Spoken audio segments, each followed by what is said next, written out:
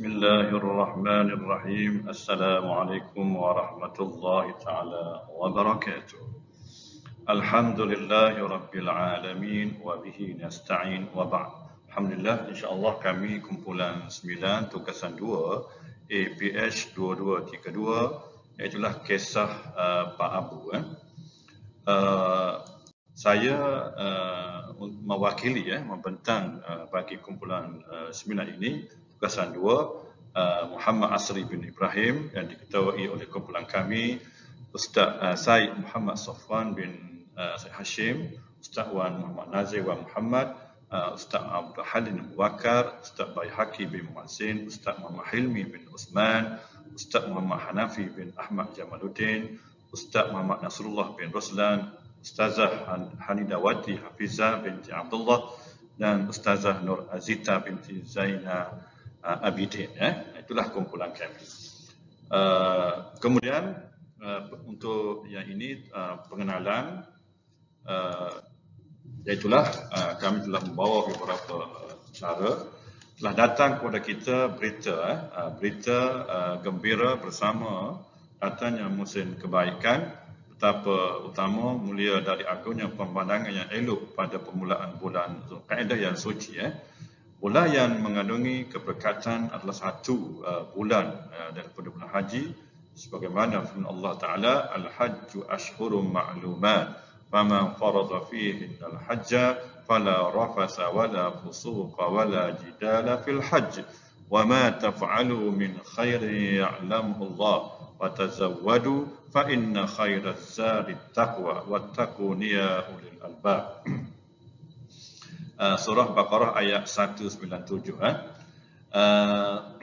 Ibadat haji merupakan cabang dari rukun Islam yang 5. Banyak hikmah dan manfaat untuk kita melakukan, mengerjakan perintah Allah Ta'ala. Antaranya ialah menyucikan diri, dekat diri kepada Allah, bermusyawarah, menyatukan kalimah untuk pemusatan dakwah, dan menampakkan toleran dan hukum hakam yang benar, mengisi hati dengan prinsip pemeliharaan diri daripada penyimpangan dan aib.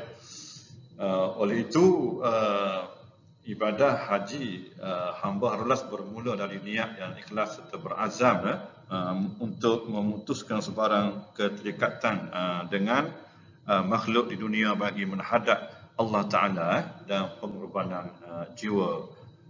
Jadi itulah sebagai pengenalan. Kemudian kita masuk kepada objektif,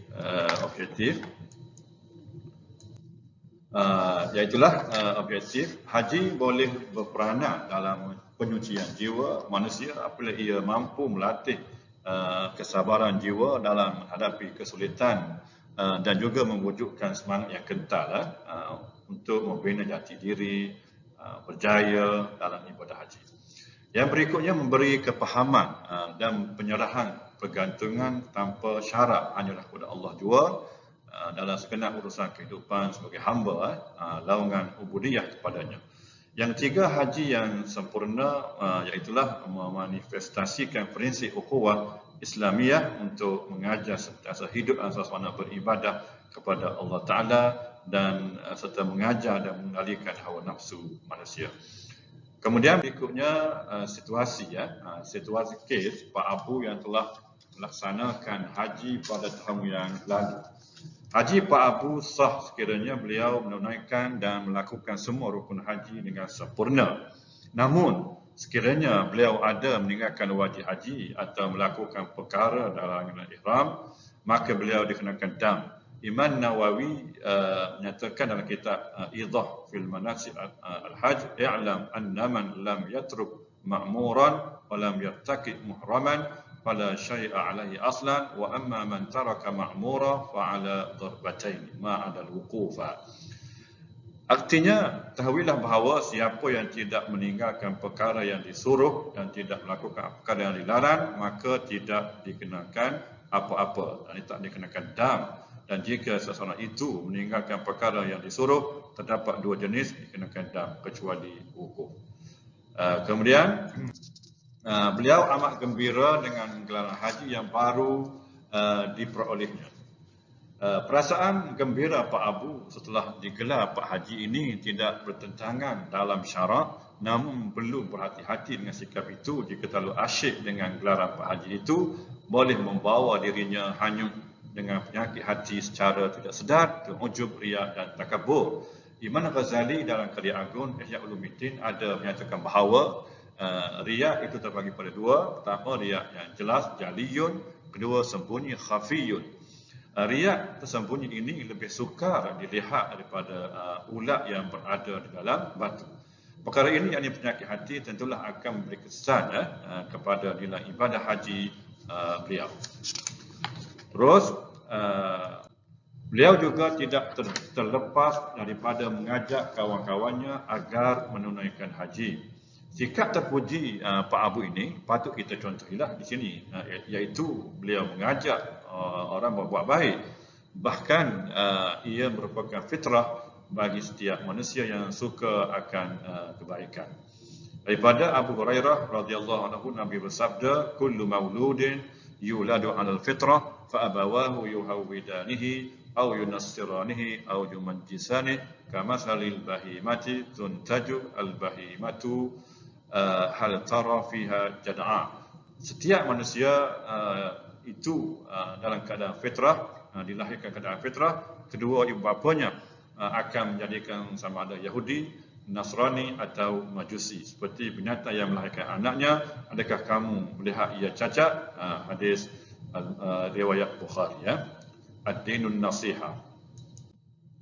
Agama juga mengajak kita sentiasa memberi pandangan nasihat yang baik antara kita. Sabda Nabi, ad-dinun nasiha.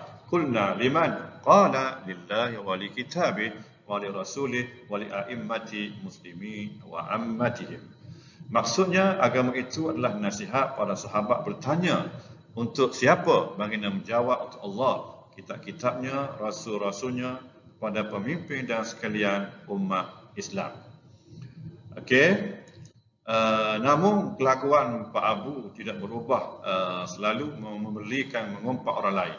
Namun sifat mazmumah yang masih bersemangat dalam jiwa Pak Abu ini perlu kita jauhi, kerana perkara memerli dan mengumpat termasuk daripada sebahagian dosa-dosa besar. Ia juga akan mengurangkan ibadat haji beliau. Firman Allah Ta'ala, "A'udzu billahi minasyaitonir rajim.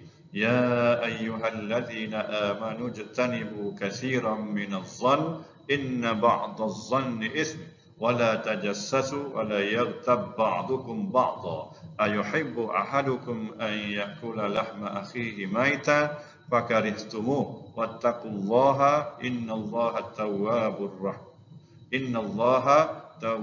rahim." Itulah dalil larangan memerli dan mengumpat. Larangan ini bermaksud haram. Itu dia. Selain daripada itu, orang yang mencela termasuklah orang yang membeli ini dikategorikan sebagai seorang yang fasik. Perkara ini dosa yang besar. Daripada Abdullah bin Mas'ud berkata, Nabi bersabda, "Sibabul muslimi fusuqun wa qitaluhu kufrun." Maksudnya celaan kepada orang muslim itu fasik dan membunuhnya adalah kufur. Kemudian kesimpulan, sifat-sifat mahmudah akan terhasil daripada penghayatan ibadah yang benar dalam haji dan umrah. Manakala kegagalan dalam penghayatan ibadah haji akan melahirkan sifat-sifat mazmumah pada diri seseorang muslim selepas mereka mengerjakan ibadah tersebut.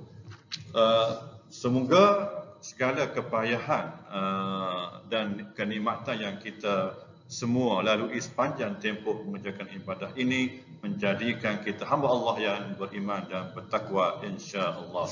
Jadi setakat itu saja perbincangan kami, kumpulan 9 tugasan 2 kisah Pak Abu. Mudah-mudahan memberi ingatan kepada saya sendiri dan tuan-tuan semua. Aqulu qawli hadza wa astaghfirullahal azim li wa lakum. Wassalamu alaikum warahmatullahi taala wabarakatuh.